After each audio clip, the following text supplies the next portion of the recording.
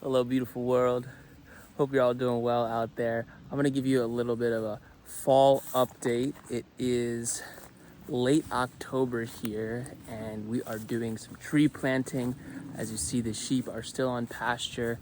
We are holding out here and giving them as much fresh grass as we can before we move them to their winter paddock, where they'll stay outside all winter, and we'll start feeding them hay, which is basically dried grass.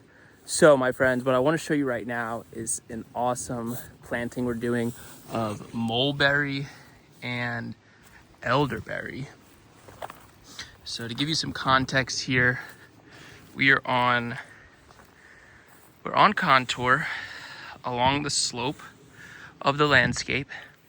There's a swale right here that we've planted a bunch of river locust and pawpaw and tulip poplar and mulberry, and there's a lot of goldenrod volunteering here. So this is really where I want to show y'all today, because we've just basically planted every other mulberry, elderberry, all the way down. But the thing is, these aren't just a random collection of elderberry plants. These are 6 different cultivars or bred varieties of elderberry that we are going to be working with to expand our nursery.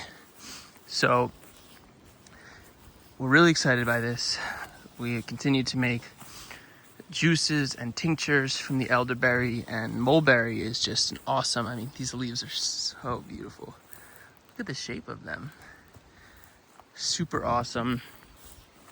So mulberries, we have fodder for animals. We have the fruit for humans and animals. They're just a beautiful tree. They're pretty fast growing and relatively hardy. So I think mulberries are going to be a big fruit for the future here. And if you haven't had a mulberry, they're absolutely delicious. They almost look like a blackberry, but a little bit long. And as you see, this is sloping downward here. It hasn't been the best pasture over the years for the animals, but we think it'll make a really great spot for the elderberries, because they have a little bit of a love affair with wet feet, so they don't mind being a little bit wet. Now, we're not finished totally planting yet, but I want to give you all a few things that we thought about when we were planting. So this elderberry right here, what we did is we dug a hole, put the elderberry in, and then we compost on top here. And you can see I made a slight uphill with the compost and extra soil we put on top, because you have to think about how the water is going to be running. It's going to be running down this hill, and this almost created like a little bit of a basin for the water to stay with the elderberry. So it's really important when planting to think about how's the water going to flow on your landscape, which also dictates how sediment and nutrients will flow. And we want to keep some of the nutrients and the water with these plants. So what we're going to do next is we're going to give these plants a little extra care, just because these 6 mother plants are going to be a really big foundational piece for our nursery and for our medicine making. So we are going to actually lay down more compost all in this area. We're going to mulch on top of that, and then we're actually going to tarp this area off for the winter and into the spring.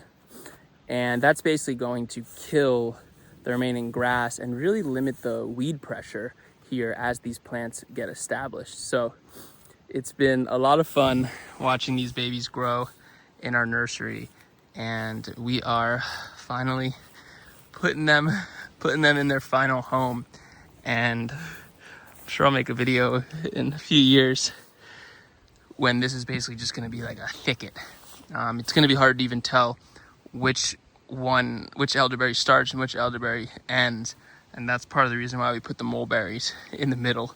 So you can kind of see, oh, okay, that's the Pocahontas, that's the Bob Gordon, that's the Scotia. So, yeah, and then over here, we did some additional planting in the swale. You see the pawpaw is here. And here we have a tulip poplar and a little baby chestnut hanging in there. And speaking of chestnuts, shout out to Sasha from the Great Chestnut Experiment. He hooked me up with this squirrel hat, and it's been keeping me warm here during the cool fall mornings. But hope you all are doing well. Hope you are sowing seeds, whether that's seeds of plants or love or joy, and wishing you an amazing fall and winter here, and we'll see you soon.